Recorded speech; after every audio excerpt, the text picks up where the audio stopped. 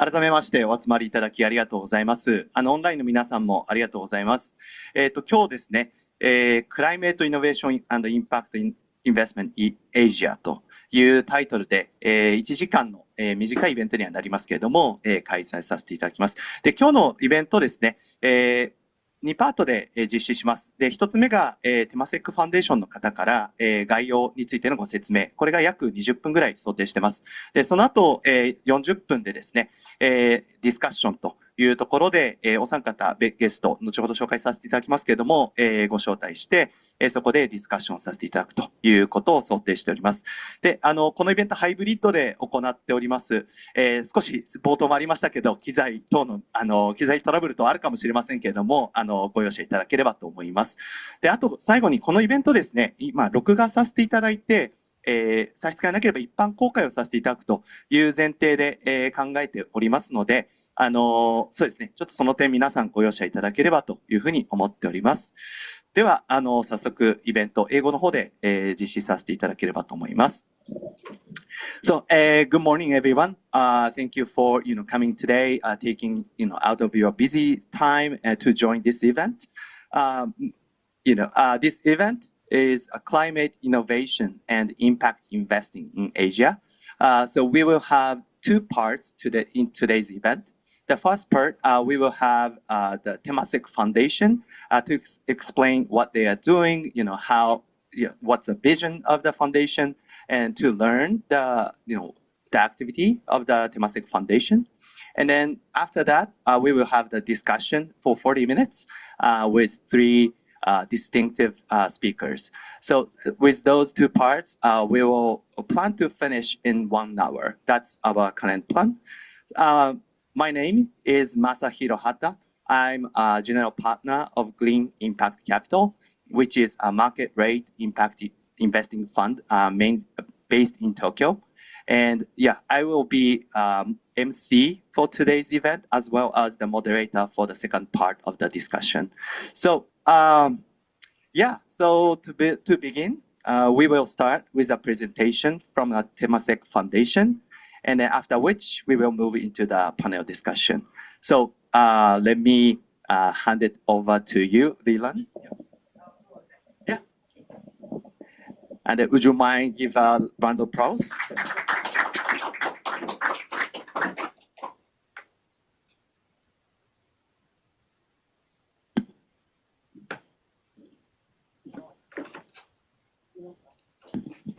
Okay, thank you very much. Good morning, everyone. I'm Li Lang from Temasek Foundation, and thank you very much for GLIN for inviting us to speak. For those people, how many of you know about Temasek and Temasek Foundation? Wow, okay, I'm talking to the familiar faces. But first, really a pleasure of being here. And for the online, I heard that there's online audience as well. Welcome as well. There's a little bit of echo.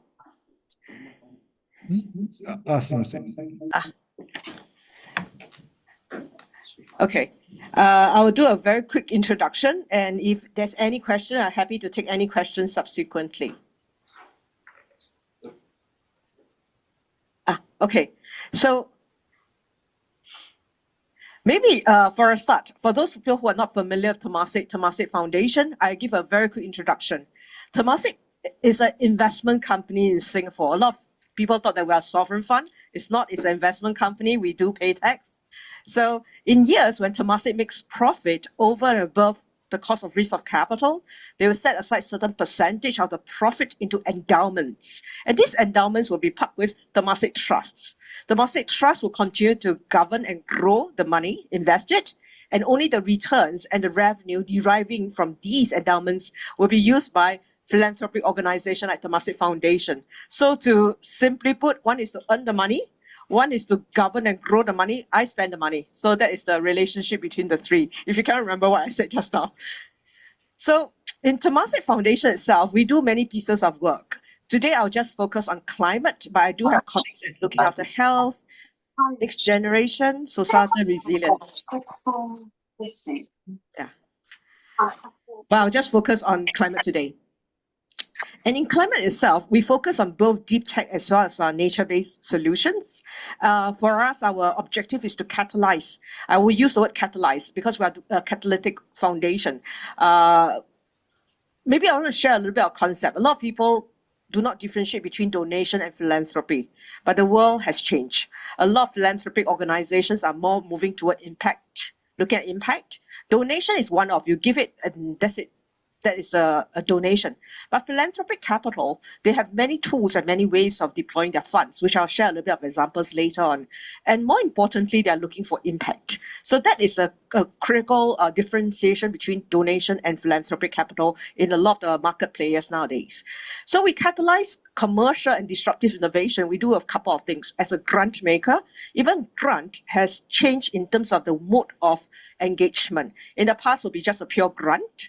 But increasingly, you can do many other tools of grant making. For example, recoverable grant. That's where you can take back some of the capital. You do good, but you can continue to do well and redeploy these capital. So recoverable grant is another mechanism.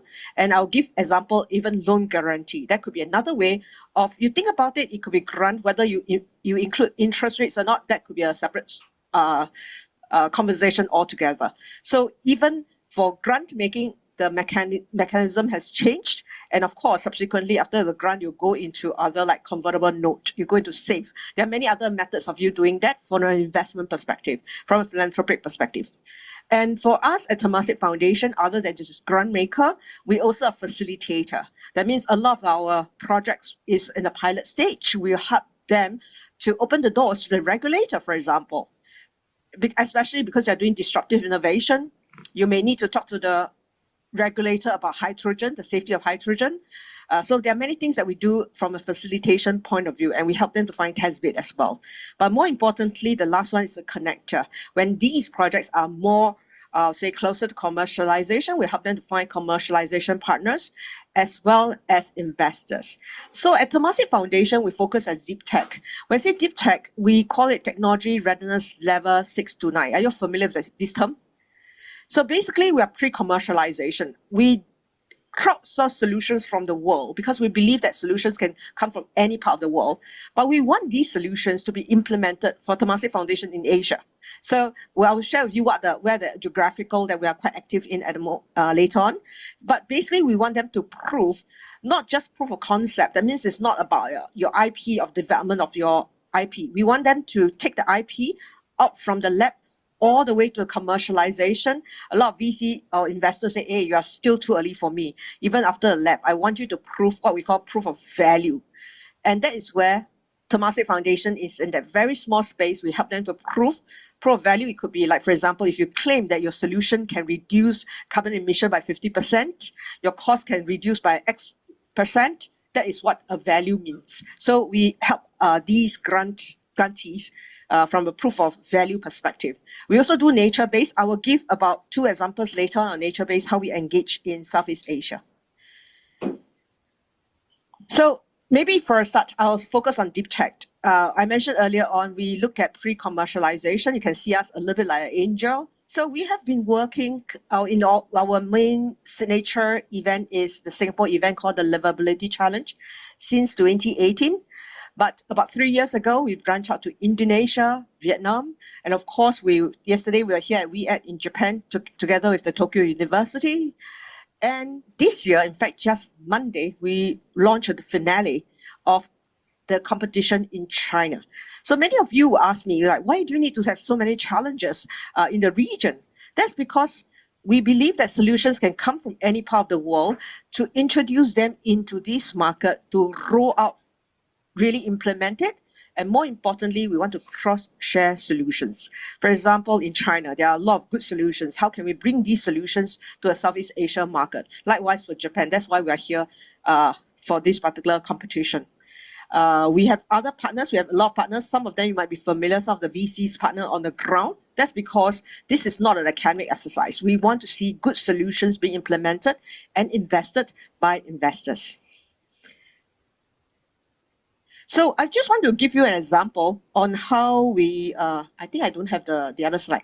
Just want to share with you some of the track record that we did. So far for livability challenge itself, I just want to show the livability challenge itself, 8 years.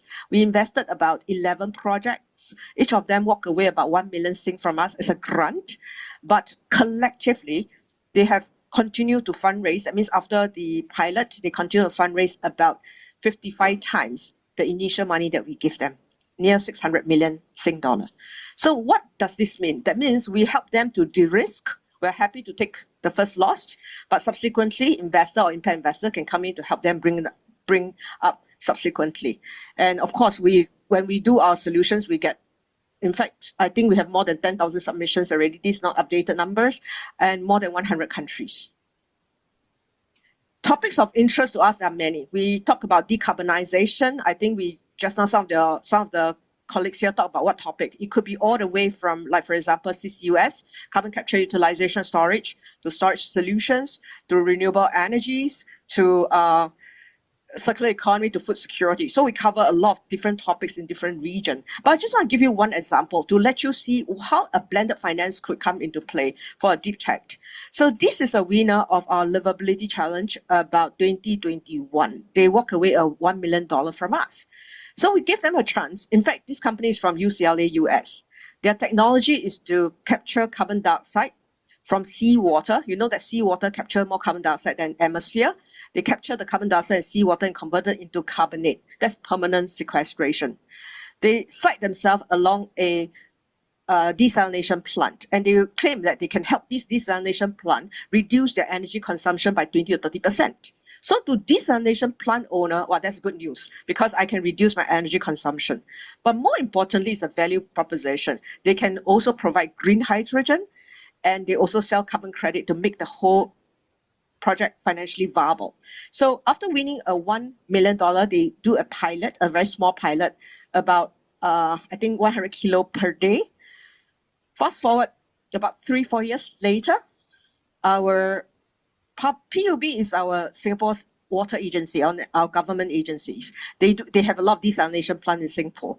So they, together with National Research Fund, give them a 20 million USD to build a 10-ton system in Singapore per day. And subsequently, in also 2026, they further to develop in Canada with Deep Sky to do a 100 million USD system. I think each year they can sequester more than 100,000 tons of CO2, producing 3,600 of green hydrogen. That's very important. And of course, carbon credit. And so far, the carbon credit and green hydrogen undertaken by Boeing. So that makes the whole project financially viable. And subsequently, one of our Temasek link company called C3H, they do a Series A investment together with Kibo Invests into this particular company. So I just want to share with you how philanthropic capital can help to de-risk the project, but subsequently investor can come in to invest in such projects. So I thought I just want to share one example. Happy to give you more examples if you're interested. And I want to move quickly into nature-based solutions. So in nature-based solutions, we also play the field in the what we call catalytic front. We look at is triple bottom line. Triple bottom line, the first P, that's very important, people. In nature-based, we cover topics like mangrove, seaweed, could be palm oil replanting, all the way to jatropha, the kind of biodiesel of crop, to all the way to forest protection. And more importantly, recently we'll be very active in terms of low carbon rice. I'll give you an example of low carbon rice and how we structure subsequently. But we look at three things. One is people. And in nature-based, if you don't benefit the community, it's not going to continue for long. So people, we mean by how is this project increase the income of the smallholder farmers, as precise as that. The second P is about planet. How do you protect or reduce carbon emission? Or how do you reduce water usage in your planting of rice? So these are a very important component that we look at for planet. And the last one is prosperity. How do we make it financially viable for financial institutions to participate? I'll give you an example later on and how a bank or even insurance company come into helping on curation of the low carbon rice. So basically, the 3 Ps are very important concept of any project that we participate. And we have been actually active in Indonesia, Vietnam. Of course, we have India and Malaysia as well, but slowly we're also trying to get into Philippines, Thailand. And somebody asked me whether Japan, I say Japan doesn't need our help. Japan should be a model that we should bring it out to other countries to do it. Not that we are not focusing on Japan, but I think this is where really the developing countries that needed help, especially the smallholder farmers. So I won't really go through this, but this is, we are talking rice. But why rice is so important? 90% of rice from Asia. Why rice is important? In terms of the global methane contribution, rice contributed to 12%, which is very high for methane. And water usage is very high as well. It's one of the crop that uses a lot of water. And we know that with the shortage of water, if we continue to practice in the way that we do, we are going to run out of water. So these are the alarm signs that have been telling us, and that's where, for us, we focus on rice, on how we can help especially the rice farming countries like Indonesia and Vietnam. So I won't really go into it. We look at climate resilient rice in terms of variety, all the way to low carbon rice, alternate wet and dry method. How do we bring in organic fertilizers into the field? And how do we help the smallholder farmers? How do we bring in insurance, finance insurance? And of course, MRV. MRV is the monitoring, reporting, as well as verification. How do you monitor that? Then it means how can eventually even bring them to get carbon credit to make the model even more financially viable. Okay, now I'm going to a little bit of a case studies. So hope I have time to go through them. This is just one example, okay? A very small example that we did in Indonesia. It's about 900 farmers in Indonesia under the 5 provinces. What I want to share with you is the model on how we curate it. So Iratani is a end-to-end supply chain especially in rice in Indonesia. So we know that rice in Indonesia, or rather in Vietnam, in these smallholder farmers, to them, carbon emission is not their problem. You tell them that you use too much water, yeah, because they spend the money, but in terms of the releasing of carbon or methane into the atmosphere, it's not their concern. You need to know what concerns them. And the concern for them is, how do I make profit out of this? How do I earn money? And if I need to borrow money, that means the input financing, how do I reduce my costs? How do I not borrow money from my friends or loan sharks and make it financially viable? So we started with Iratani coming to us. Basically, the idea here is that the money is coming from a local financial institution called Amata in this particular case. They lend the money to the smallholder farmers, but the money is aggregated by Iratani. That means it's not going to the hands of the smallholder farmers. These are the leakages that I want to mention, is because you got to, in this kind of model, you got to be very careful. Once the leakage is out, the project may not be financially viable because the money is in the hand of smallholder farmers. They are likely to use the money to go and buy a motorcycle. So that is the kind of danger that you need to know in Southeast Asia. These are the things that you look out for. So Iratani collected all the loans from the banks and passed it to Iratani. They first took 5% of the total collected amount to buy insurance. And very interestingly, this case is actually Tokyo Marine came in.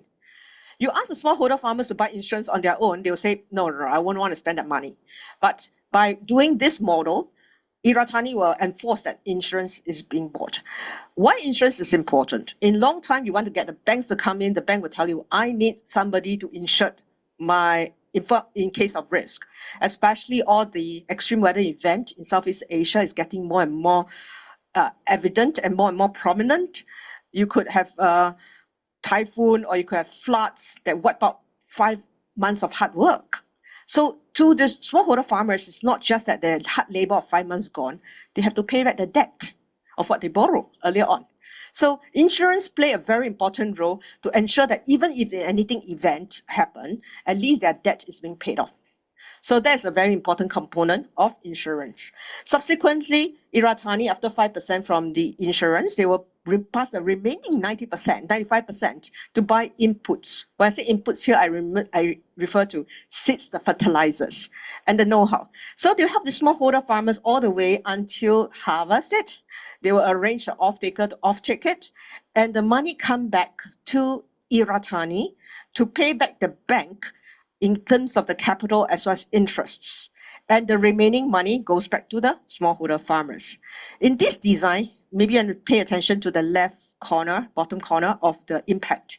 So in this particular design, we're trying to prove that we can reduce GHG emission by 45%, 45 to 50%, that's the norm. We can reduce water usage by 20 to 30%. The people income can increase by 2.5 times. And also, what is important is that the banks get back their principal as well as the interests, and we brought in insurance to cover in the event of default. So you may ask, where's Temasek Foundation? This is a structure, where are we? That's where you look at the corner, left-hand corner. In the event of default, Temasek Foundation will play the role as a bank guarantor. So the default, in fact, Iratani is not unknown. They have about 40,000 smallholder farmers in Indonesia. And their default before this was about 7%. Then I asked them, why was there a default? The reason that time default was because a lot of pest issues. So in rice field, because you don't plant at the same time, the rodents, the pests will go field by field. So they will continue to spread. So they learned that one area, they have to plant at the same time. So these are the little things that on the ground that you need to understand. So then subsequently, it's like, okay, 7%. But now, let's say in the event where this really happen again, insurance will kick in. Insurance will not just insure the crop, but they also insure the human being, the farmer himself. So we believe that the default rate will go down further from that 7%. So we sit behind the insurance. So that's where for Temasek Foundation, we're quite happy to say, okay, we sit behind all of you. I believe that our risk, yes, there might be risk, but our risk might be small. And this is where we want to collect the data to share with the institution or financial institutions that if you structure it properly, in fact, it can be a financially viable model. I will give a last example. This is another example in terms of Cotiva. This is an example of palm oil replanting. In Indonesia, I'm not sure how many of you know that in palm oil, once the palm oil grows above 20 to 25 years to 30 years, the yield drop. The yield drop because it's too high to harvest. Then a lot of smallholder farmers, what do? They slash and burn or they encroach in the forest. And both we do not want to see. So what happened is we help the smallholder farmers to very similar model like what we did earlier on to work with the Nordic is a Norwegian fund backed by the Norwegian and Danish government. So they came in together to pass the money to Bank Arma. There's another Chrome bank came in as well. Such that same thing, they passed the money, they didn't give it to the smallholder farmers. Cotiva is the end-to-end supply chain. Give them the seeds, the fertilizer to the smallholder farmers. The off-taker, Musimas, is an palm oil conglomerate in Indonesia. They are the off-taker. But in between, we help them a couple of things. We help them also in terms of, in the way, in terms of their land, legalizing of land titles. These are the issues in Indonesia. A lot of smallholder farmers, their land is not even legalized. Help them to legalize their land titles, get them what we call ISPO certification. ISPO stands for Indonesia Sustainable Palm Oil Certification.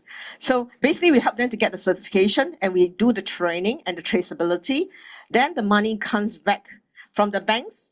Once the off-taker pays back the bank, 35% will go back to repaying the bank loan and 65% will go back to the smallholder farmers for their livelihood.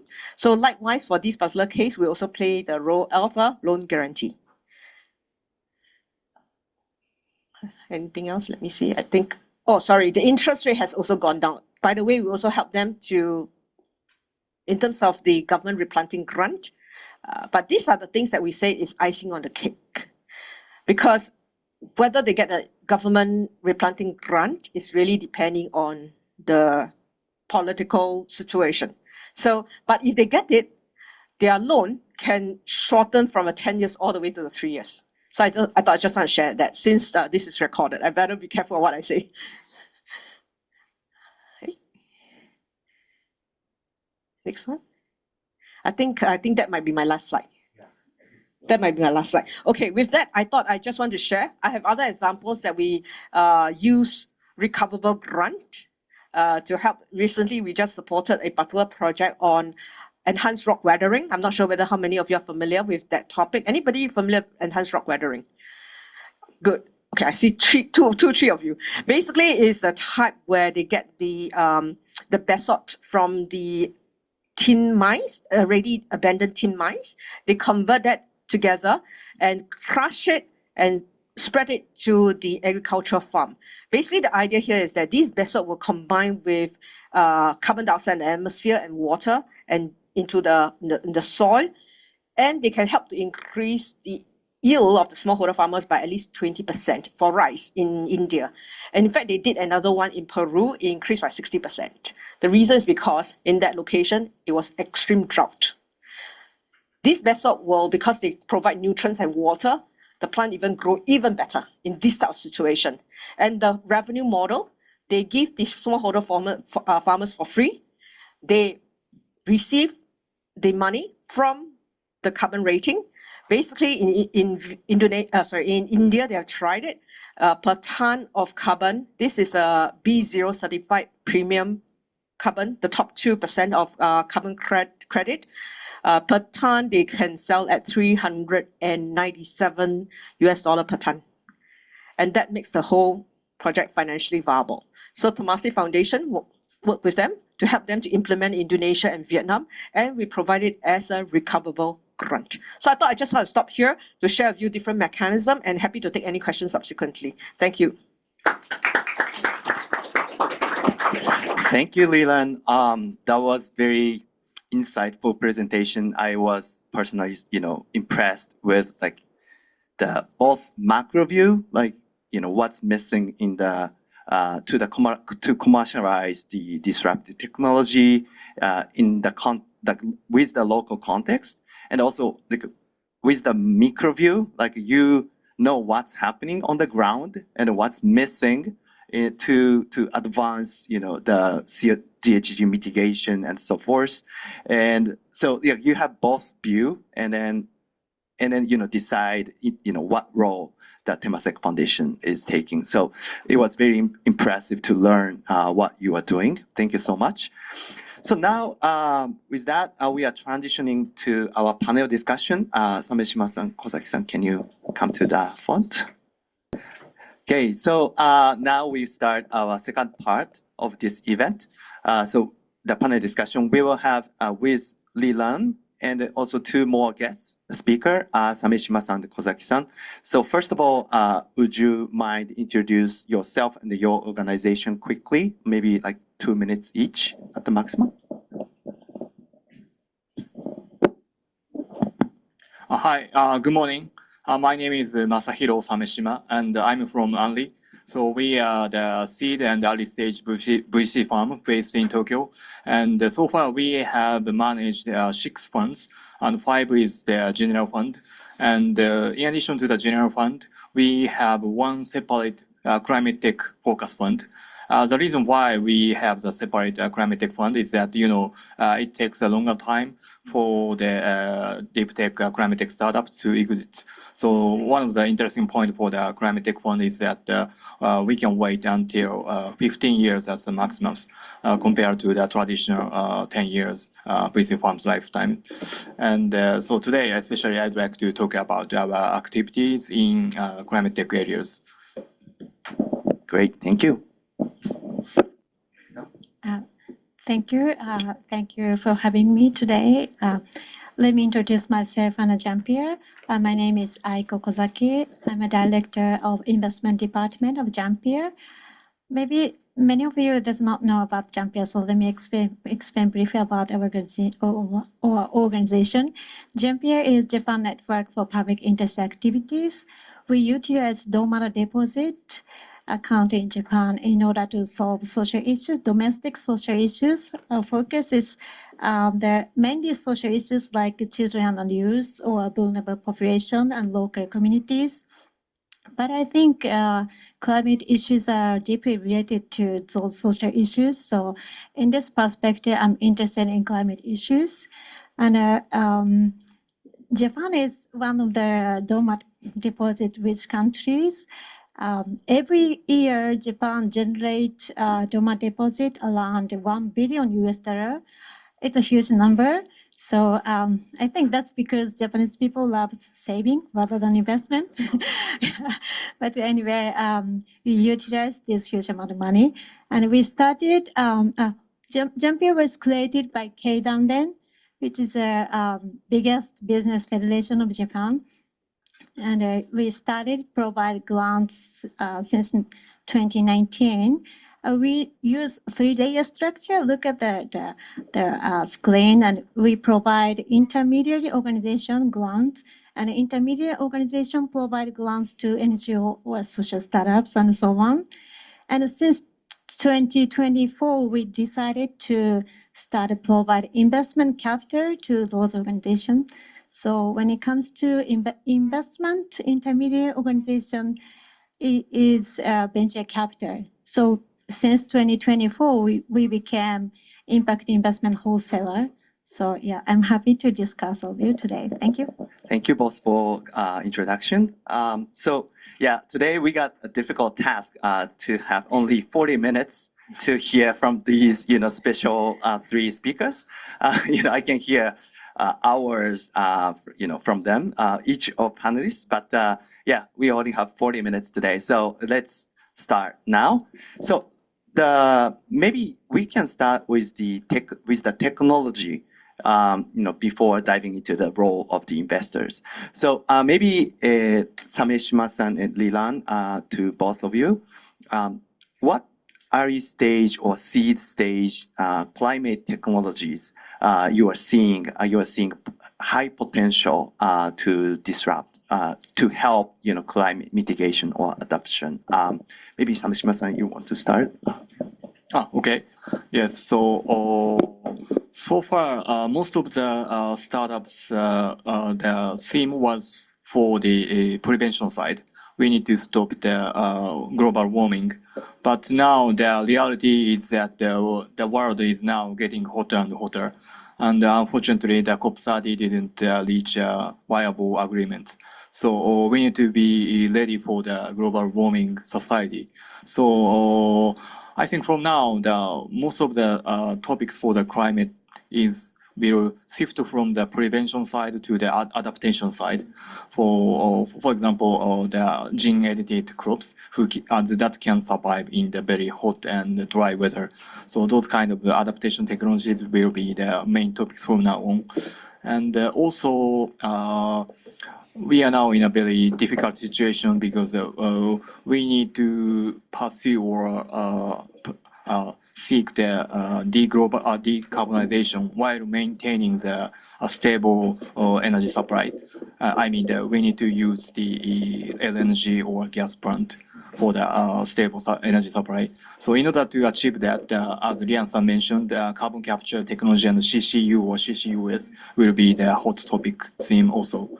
And in addition to that, in the long time horizon, like more than 10 years, I think the nuclear fusion might be one of the possible options. So that's why nowadays Japan is now very, there are more attention to the nuclear fusion. As you know, the Prime Minister Takaichi-san has very keen to the nuclear fusion.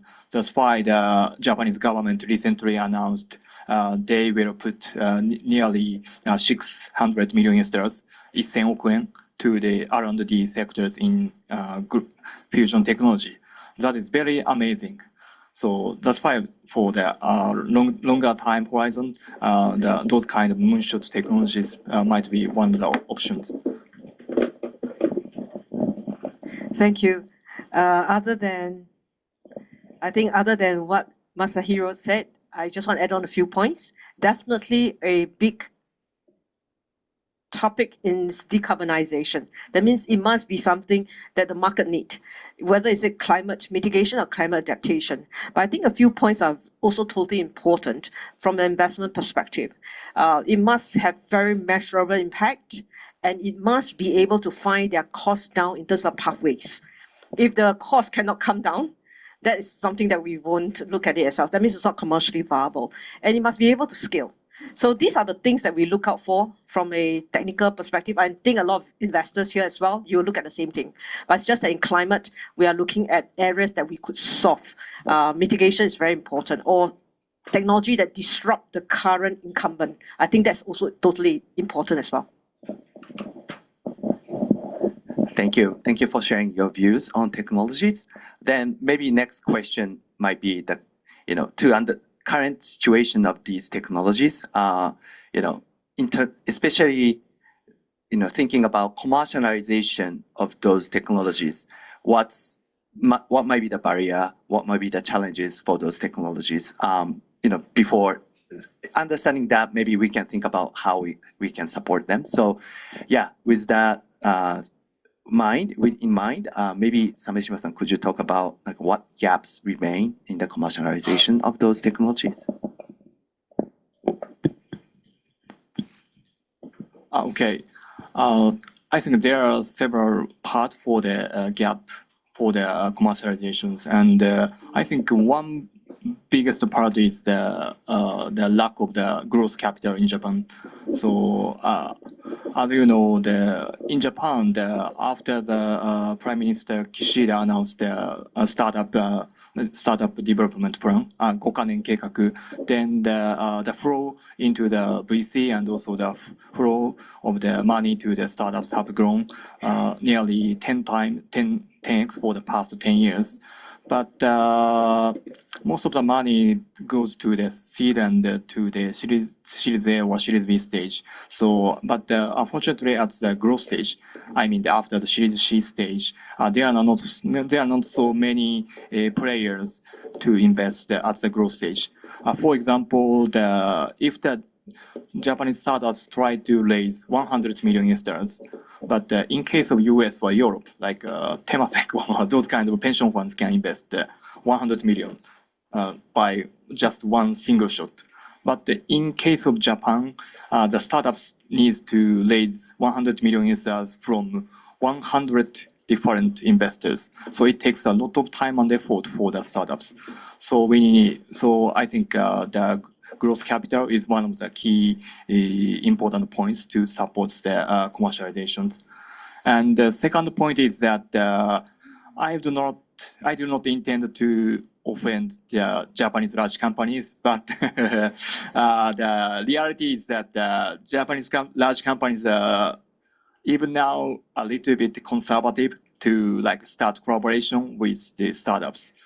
So, for example, also in case of our portfolio companies, they start the collaboration with the Korean companies or US companies first. After they did their first POC project, then Japanese companies started to talk with the Japanese our portfolio companies. So the typical point is the off-taker. So you know that in case of the fundraising for the US or other countries startups fundraise, the initial point is that the off-taker is there and they provide some contract to the startups. Then after that, the VC comes in and they put a lot of capital. So from now, we need to change the relationship between the startups and the Japanese large companies. Thank you. I'll share perhaps because for us we crowdsource solutions from the world. So far most of our challenges we have about 100 countries submitting to us. So I'm speaking more generic. So in terms of the startup, where are the gaps? I think limited financial is across the world, not only in Japan, in other countries as well. So, but I think the gaps is also a lot of the startups in terms of their proof of their performance, whether can you bring down the cost quickly? And because they are startup, there are a lot of the very high early stage costs. You need to show that you can come down quite quickly and slow market adoption because market will go for the incumbent. You really need to prove them otherwise for them to adopt you. I would say the other part is unclear regulations because a lot of the things that we're doing, even your fusion will have the same issue. There are a lot of technology. You need to prove that it is safe. I think that is also unclear regulations, another very important consideration. And I would say that there's also insufficient operational capacity to scale. So these are a lot of the challenges, which is not unknown to other startups in other sectors as well. But these are also the same factors that you're facing for the people, for the climate startups in the world. I think that is what the gaps that we're seeing. Thank you both for the answers in very structured manner. That was very helpful to understand the current situation of the technology or startups are facing. Maybe now we shift into our second segment of this discussion, which is the role of kind of patient capital, high risk funding, our impact first fund. Since we have two, very well-known philanthropic players. So maybe Kozaki-san and Rilan. So what type of the funding are required for social entrepreneurs, especially thinking about the business that cannot attract money from market rate players? Like what type of funding they are, asking or waiting? It's kind of a high-level, broad question, but yeah, if you share your, the things you are seeing daily, that would be great. Thank you, Masa-san. From my JANPIA standpoint, for social entrepreneurs, I think we need two kind of capital is needed. One is long-term capital, because many social entrepreneurs business take more time to generate enough profit, enough revenue. So sometimes their time horizon does not match traditional venture capital's time horizon. So that's why I think we need more long-term capital. And the second one is a capital which willing to take more risk. Because some social startups focus area, these social issues does not seem too profitable at first glance. But in the long run, they might have potential to generate huge impact. So I think we need more capital to take more risk. Maybe impact first capital. So JANPIA, we provide patient capital, and we accept below market return, and we accept longer horizon, around 15 years. So I think to nurture social entrepreneurs in Japan and maybe in Asia, we need more patient and impact first capital. Yeah. Thank you very much. For us, I think it's about a bit of blended finance.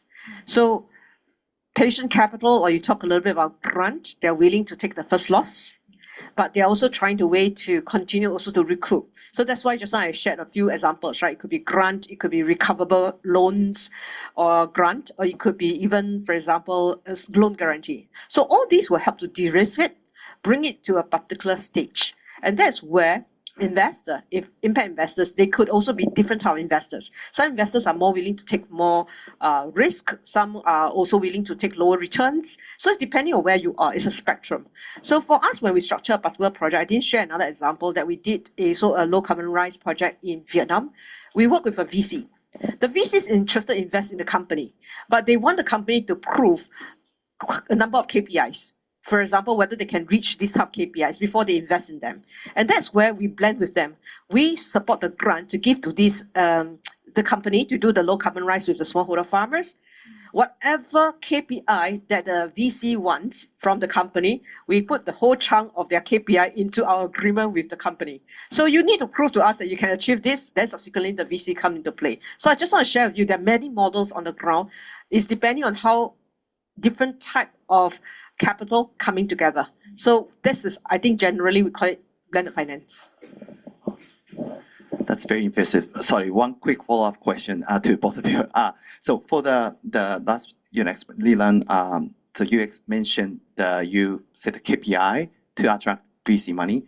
That KPI is agreed with VC, or how do you gain the what KPI is needed to attract those VCs? That's a very good question. In fact, when we wanted the impact investors to join us in this journey, we involved them from day one. That means even it's a whole spectrum. So the VC say, I need to see 10 things. I need to see from the cost perspective. I need to see the output perspective. I need to see the operational, everything, right? So they will give us this KPI, and they also look at impact. For example, they say, I need to reduce my GHG impact. I need to ensure that the water usage comes down. I need to ensure that the smallholder farmers' incomes go up. So there are many different types of KPIs that even the impact investors are also looking at. We took the list that the VC wants and put into our grant agreement with the company. For us, it's grant, but once they reach that, we know that the impact investors will come in and invest in them. So that's what I meant by this is kind of collaboration on the ground that you need to know from day one and involve them earlier. So for us, we are not shy in terms of telling the company we want these impact investors to come in, but you got to be very clear that they are also monitoring you. And to us, it's a win-win. Everybody knows what's happening from day one of the curation of the project. Wow, very impressive. Thank you for sharing that. To Kozaki-san, sorry, quick follow-up. So the JANPIA is providing long-term or more, or willing to take more risk. But what would be the minimum condition for JANPIA to consider investment? Because of course, there's a limit of taking risk, or there's a minimum condition you want to see to decide, provide money for them. So I just, that might be very, helpful for everyone to understand. Yeah, thank you for there. I was asked a bunch of questions like this.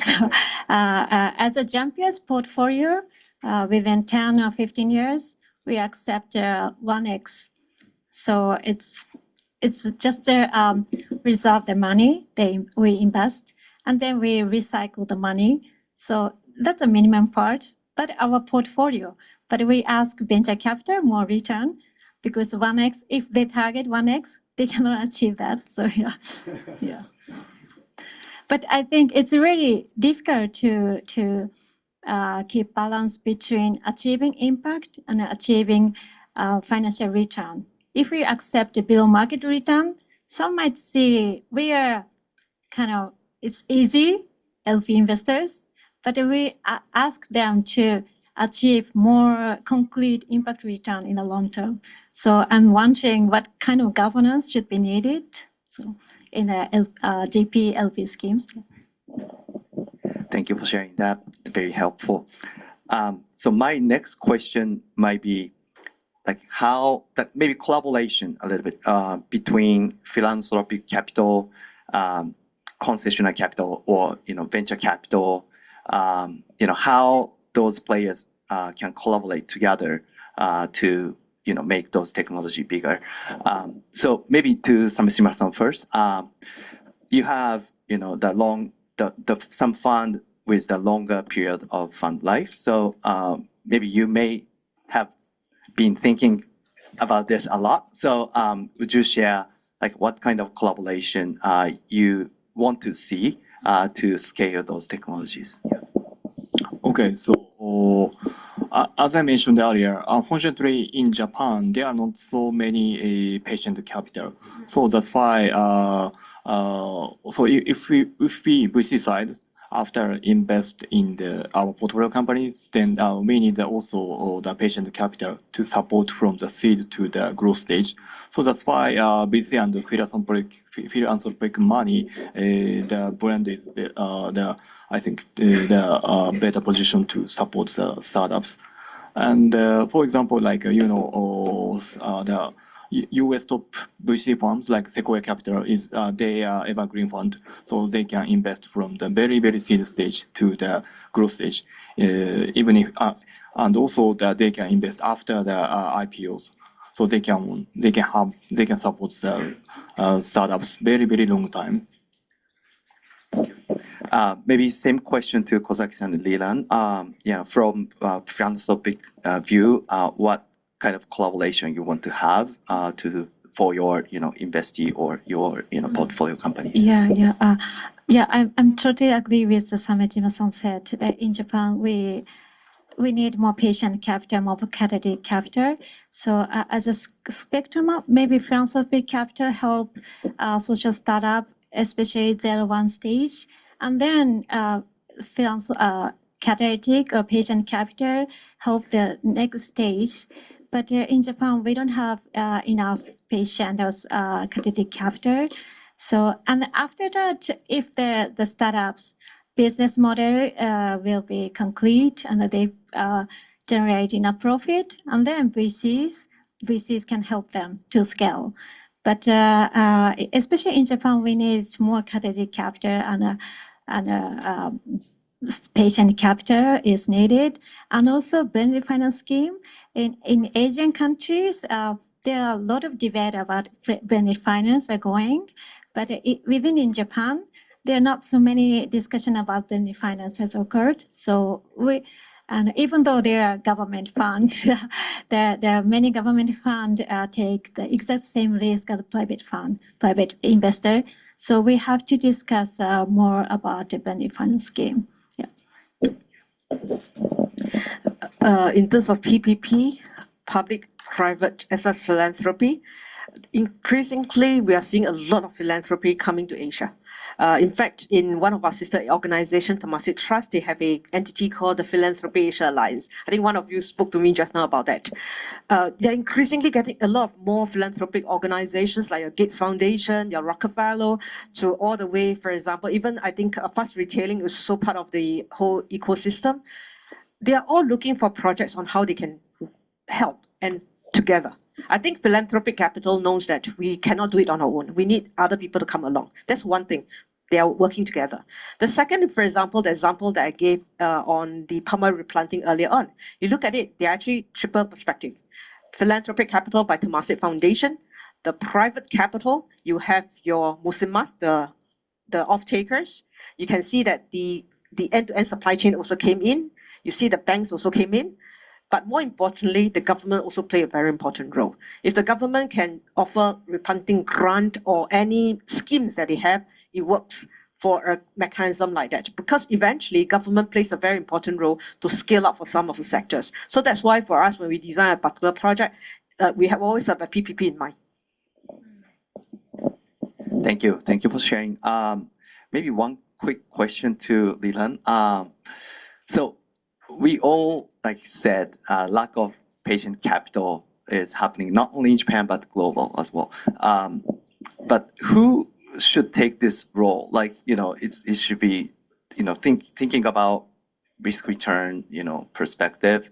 It's a little bit concessionary. So, in your opinion, like, who should take this role? I don't know if you have any perspective in Japan and or globally. Yeah.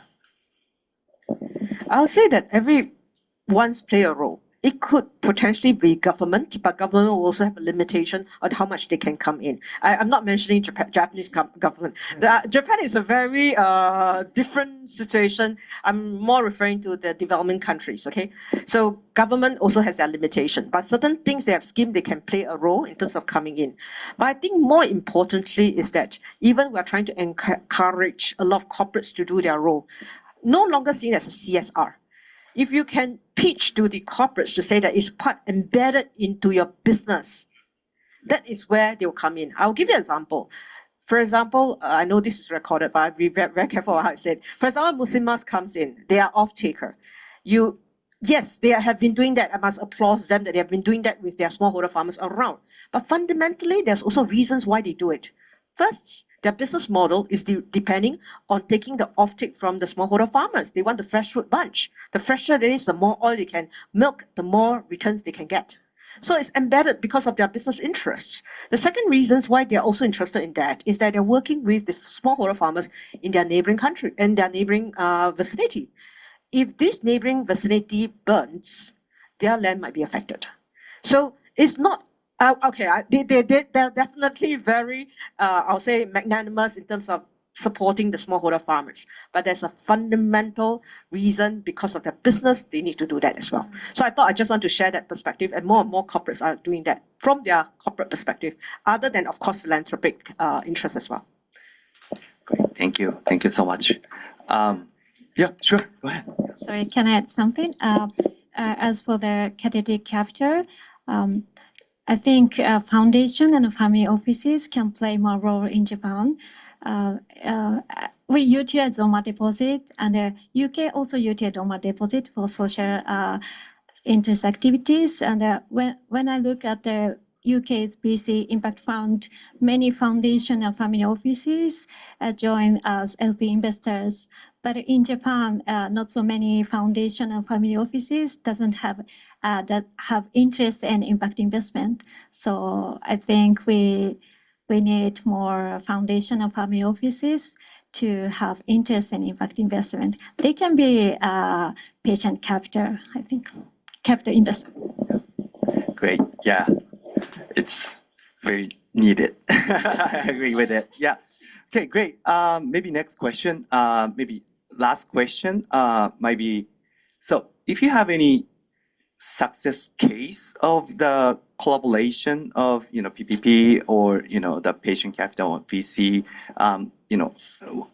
like if you can share any success case to concrete the idea you shared within discussion, that may be very helpful for audience. So yeah, if you have something to share, could you start? I don't know. Maybe who wants to start? Maybe I don't know.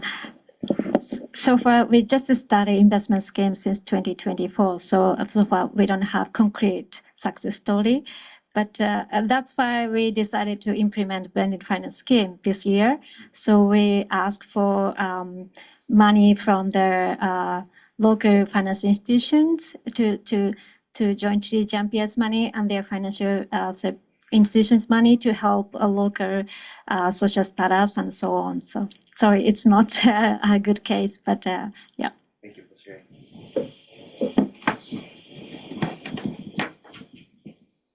Okay, so in case of one of our portfolio companies that they are now developing the nuclear fusion technologies, and it took a long time to start a company because as Rian-san mentioned,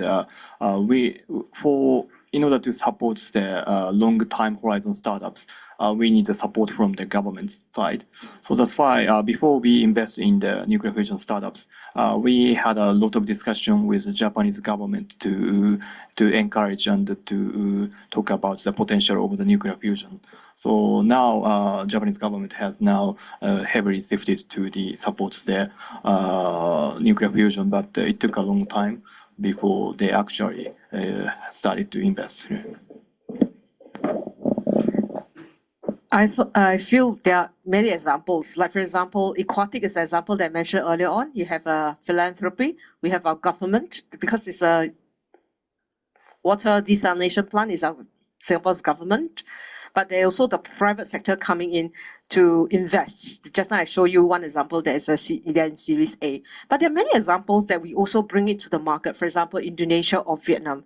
When we go to these markets, the government welcome us to do that as a test bed. So we have examples like our technology on green hydrogen, for example. They won the challenge in Indonesia. We bring them to Indonesia. They work with PLN. It's a state-owned energy company. They will say that I'll give you a site for you to test. If you're successful, potentially I'm your customer.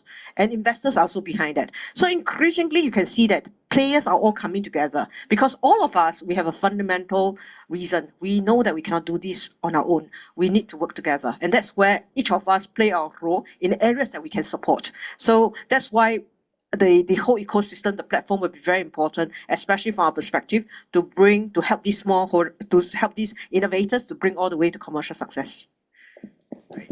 Thank you so much for sharing. So time has come. Actually, it was tough task, but yeah, maybe many of you have a lot of questions after this session. We will have a networking period for 30 minutes, so feel free to ask any questions you have now. Before we close, I would love to ask each panelist to share, last comments plus quick call to action, like what to think about, like what we can do collectively to, contribute to the, mitigation or adaptation of climate change. So maybe start with Kozaki-san, Sameshima-san, and the last word from Dylan. Okay, I think the philanthropic communities and investment community are slightly divided in Japan. So collaboration is key to nurture social startups and maybe climatic startups. So my quick call to action is collaborate each other, even though their industry are different, philanthropy, patient capital, and impact investment. We can collaborate each other, learn from them each other, and then we can lead a more better environment for social startup, impact startup. Yeah, that's my final words.